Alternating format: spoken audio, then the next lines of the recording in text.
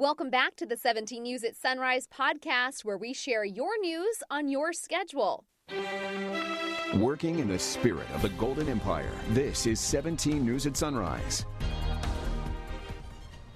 Good morning. Right now at 5, after his first primetime national address, President Biden hits the road to sell the new relief law to the public, offering the hope that the 4th of July could mark a new independence from the pandemic.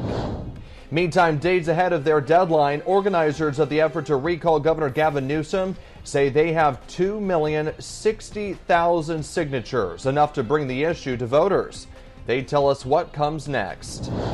And the California Attorney General files accusations against a local OBGYN over the death of a mother and her baby 2 years ago. We speak with the grieving family members, fighting to make sure this never happens to anyone else. Today is Friday, March 12th, 2021. Good morning, Kern County, and thanks so much for starting your day with us. It is 5 a.m. on this finally Friday. Yes, we finally made it through another work week, and again, it's hard to believe we're approaching the halfway point. We're approaching the Ides of March, which is hard to believe. And if you look at just the weather forecast, you may think that we're still in January, maybe February, because this week was just filled with winter weather. Which is fantastic. We know we need that moisture, and it's not quite done with us just yet. There may be a few showers remaining, I heard Kevin just say, so that's great news. Let's get to him and talk about what's headed our way for the weekend. Kev? Well, it won't be much, and it's kind of a stubborn system that is slowly, and I mean slowly, moving east of us. So we could still see an isolated shower today here in the valley, mainly out near the Arvin area, and maybe a few snow showers in the mountains, but it won't be a lot. I'm not looking at any type of accumulating snow, but we definitely saw some heavier showers yesterday in our mountain communities where we did see some good amounts of snow. As we take a look at some pictures, we always love showing our pictures from our viewers, and this comes in from Jamie Adams Huckabee, and she was driving out near Maricopa, Cuyama, and you could see snow coming down there and on the side of the road. And then, yes, the grapevine was also impacted, as you can see, from Diana Messmaker. And then also Tony Moreno capturing this beautiful shot as he was going through the Kern Canyon. You can see a thunderstorm trying to develop there in the distance. Right now, you can see on satellite and radar, we've got some clouds, but moisture has come to an end. And as we take a look at March rain, this is not a bad thing here. This is actually great. 0.29 inches with this storm. Normally, we should be right around a half an inch this time of year, so we still have that deficit about 1,800 of an inch. Outside, downtown Bakersfield, the pavement is dry. We've got a temperature of 44 and east-southeast wind at 7. As we take a look at the day, a mix of sun and clouds around the area. Temperatures expected into the upper 50s to lower 60s today. Tehachapi, this is what it looks like right now for you. Nothing on the ground, and we've got a temperature right now of 28. It's definitely cool. Probably have some ice on the windshield. A northwest wind at 5. And throughout the day, you can see the clouds, and again, can't rule out maybe a few showers. Temperatures expected in the 40s. But what about that weekend? We'll talk more about that coming up in just a few minutes. Back over to you. All right, Kev, thanks so much. Today at a White House ceremony, President Biden celebrates making the new COVID relief bill official following his first ever primetime address to the nation last night. NBC's Susan McGinnis is on Capitol Hill with the latest on the president's plans to defeat coronavirus. Alex, President Biden last night laid out his plan to get Americans vaccinated and back to normal life. President Biden on the one-year anniversary of a pandemic that brought the nation to a halt, reflecting on a year of hardship. A collective sacrifice, a year filled with the loss of life and the loss of living for all of us. But also offering hope, announcing every American will be eligible to get a vaccine no later than May 1st. No more searching day and night for an appointment. The president says he's ordering all states to open eligibility, doubling the number of federal vaccination centers and mobilizing thousands to help administer shots, including retired doctors and nurses. He's also calling on Americans to do their part. I need you to get vaccinated when it's your turn and when you can find an opportunity. Today at the White House, a ceremonial signing celebration of the new COVID relief law, Biden's first major policy achievement.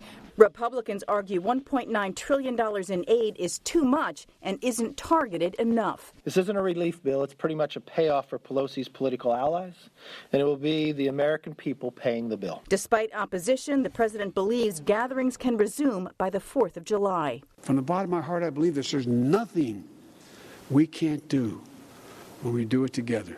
After a staggering 500,000 Americans lost, a sign that life will return to normal. Next, President Biden hits the road to sell the new COVID relief law to the public. It's called the Help Is Here Tour. In Washington, Susan McGinnis, 17 News. Meantime, 2 bills expanding background checks for gun purchases passed the House yesterday. H.R. 8 passed 227 to 203, requiring background checks on nearly all gun purchases, including transactions involving unlicensed or private sellers. 8 Republicans supported the bill and 1 Democrat opposed it. The other bill dealt with the so-called Charleston loophole, which allows the sale of a firearm to proceed if a background check isn't completed within 3 days, by expanding the review period to 10 days. Bakersfield Congressman Kevin McCarthy speaking out against the gun control legislation, saying Democrats want to make it harder for Americans to keep themselves and their families safe. McCarthy released a statement that read in part, "These bills further demonstrate how Democrats are soft on crime but hard on law-abiding citizens. Today they voted to limit your right to own a firearm." Republicans unequivocally reject these misguided bills and will always follow the Constitution so that the right to keep and bear arms, the cornerstone of our freedom, is not infringed. This morning around the state, we are following up with the organizers of the effort to recall Governor Gavin Newsom after the group surpassed its goal to collect 2 million signatures. Ashley Zavala explains what comes next.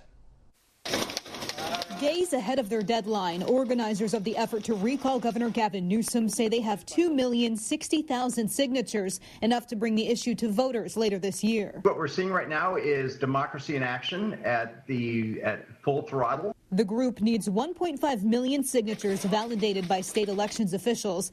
They say the amount they have now would offset a potential rejection rate of 25% of the signatures collected. So far, they say their verification rate is at 82%. The update comes after several state and national Democratic leaders have publicly rebuked the recall, claiming it's a partisan power grab by Republicans. But supporters say the signatures tell a different story. They're in denial. 38% of the people who have signed our petition are Democrats and declined to states. So they're out of touch with their own base. It's coming from some major Democrats. It's coming from people who have never been involved in the political process before. Newsom's campaign manager Dan Newman said Thursday the Republican recall is a partisan attempt to install a Trump supporter as governor. Meanwhile, the governor himself has not publicly uttered the word recall, but did direct part of his State of the State speech this week to the effort. We're not going to change course just because of a few naysayers and doomsdayers. But recall organizers say the governor's vaccine tour, State of the State address, and recent policy changes have not slowed down the signature gathering effort. Sometimes I think, gosh, we just need to stand back and let this guy keep doing our work for us. Once the signatures are in next week, elections officials have until around April 19th to finish verifying. In Sacramento, Ashley Zavala, 17 News. Also making headlines around the state this morning, Republican Congressman David Valadao is facing more backlash from fellow GOP members for his vote to impeach former President Trump. The Fresno County Republican Assembly issued a censure of the embattled representative.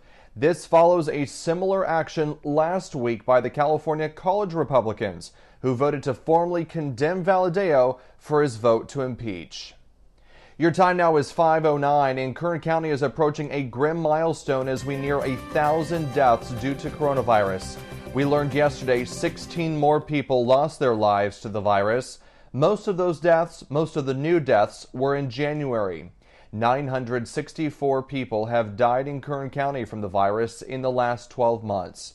Meantime, Public Health reports 55 new cases of coronavirus. State data shows 108 people are in the hospital with COVID-19, 33 are in the ICU.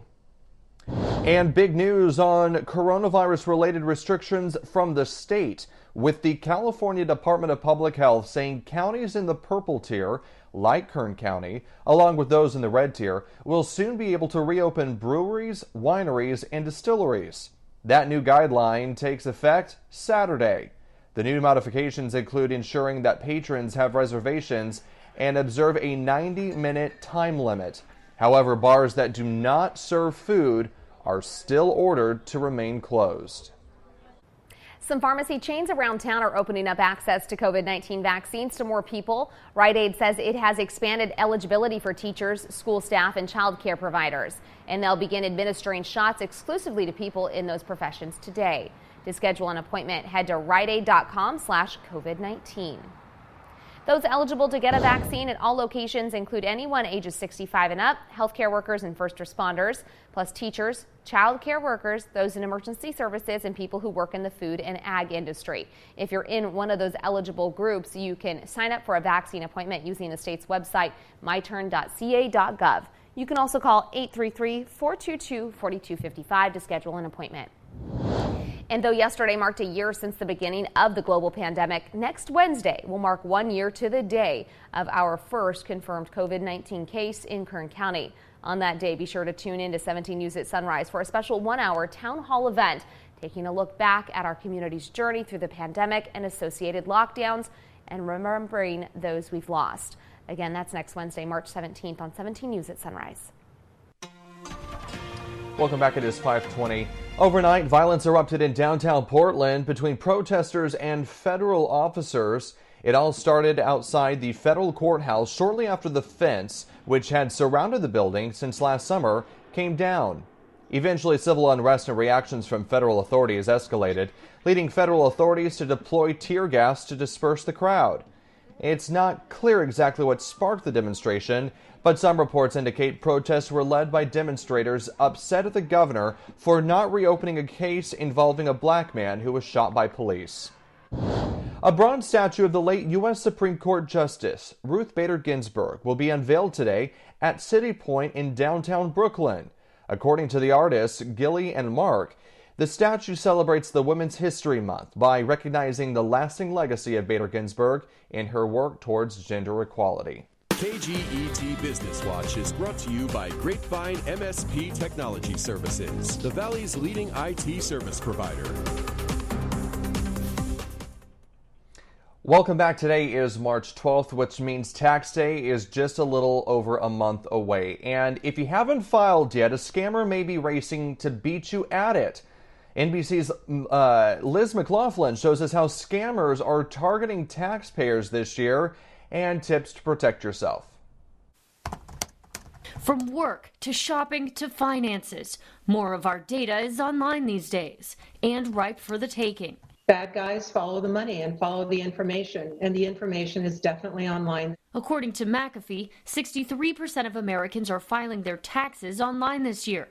12% of those are doing it for the first time. Now tax season and scam season are in full swing, with the COVID-19 pandemic presenting more opportunities for hackers. They especially are effective in times of crisis like this.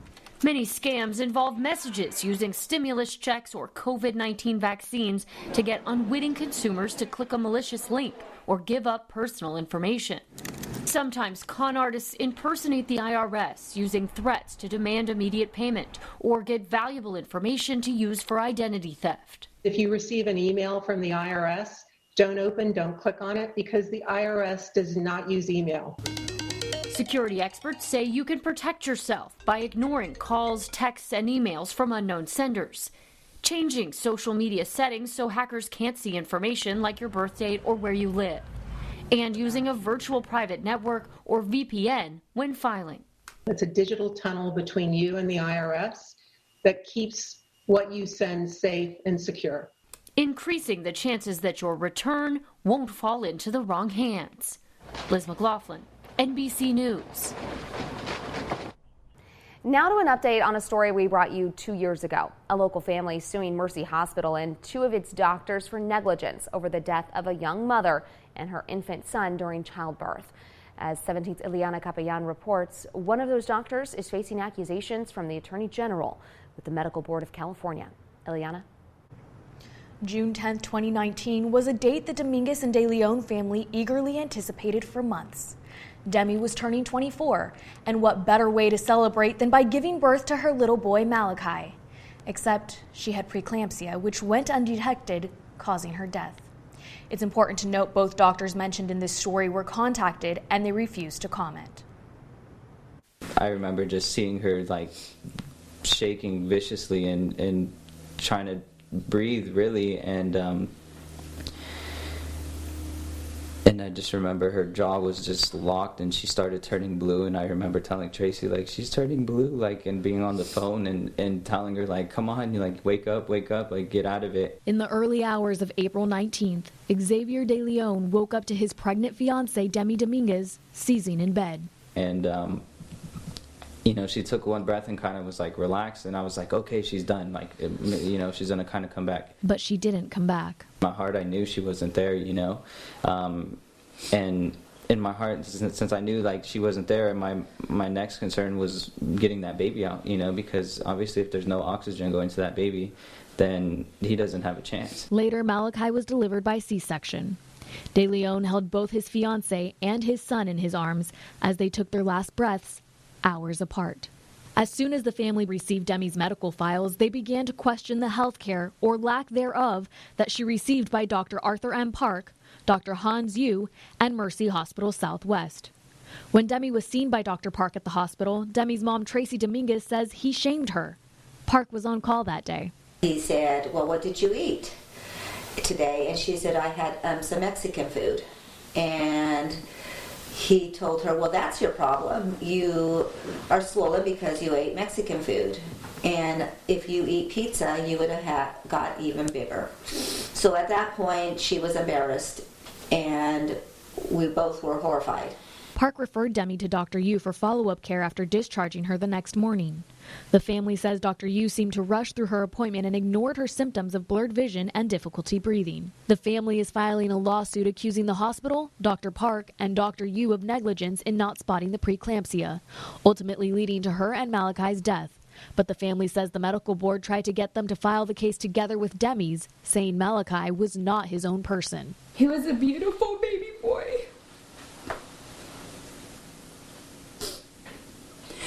And they call him a fetus. They call him like if he's nothing.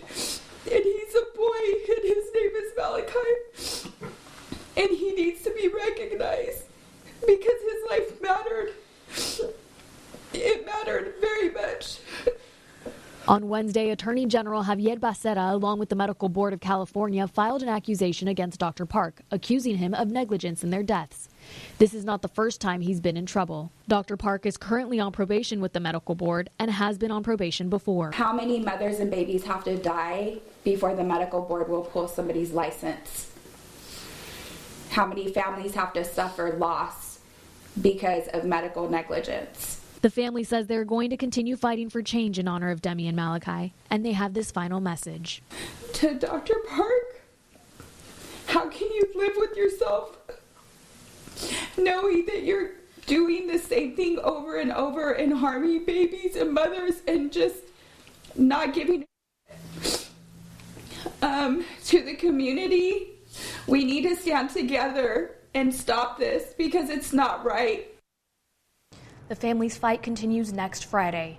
They will be sitting in on the Sunset Review oversight hearing for the Medical Board. The legislature will be reviewing the board to decide if they are doing their job. In a statement, Tracy Dominguez said, quote, I have seen my daughter and grandson victimized by the regulatory board system. I cannot stand by and not try to make change to help other families. That is why I will be speaking to the legislature for the Sunset Review hearing for the Medical Board of California next Friday. I will make sure that the families of Kern County's voice will be heard. The hearing is open to the public, and the family plans to bring up changing the Medical Injury Compensation Act of 1975. In studio, Ileana Capellan, 17 News. Working in the spirit of the Golden Empire, this is 17 News at Sunrise. The 17 News at Sunrise podcast is a production of KGET and Nexstar Media Group. For more on all of the headlines in today's show, head to kget.com.